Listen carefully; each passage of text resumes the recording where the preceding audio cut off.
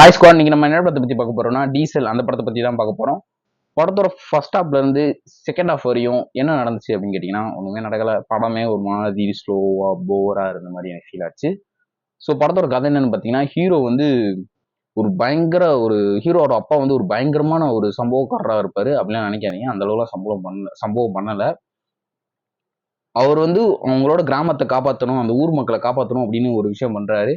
அந்த ஊர் மக்களை அவங்க அடிச்சு துரத்திடுறாங்க கவர்மெண்ட். ஸோ அவங்க அப்பா வந்து அந்த கவர்மெண்ட்டுக்கும் அந்த மக்களுக்கும் என்னென்ன மாதிரி விஷயம் பண்றாரு, அதுல அந்த கவர்மெண்ட்ல இருக்கிறவங்களுக்கு என்ன மாதிரி பிரச்சனை நடக்குது, அந்த டீசலு கச்சா எண்ணெய் இதெல்லாம் கடத்துனாங்களா இல்லையா, அது எப்படி கடத்துறாங்க, அதை எப்படி வெளிநாட்டு கொண்டு போறாங்க அப்படிங்கிறத ஓவரால் ஒரு ஸ்டோரியா கொண்டு போயிருக்காரு.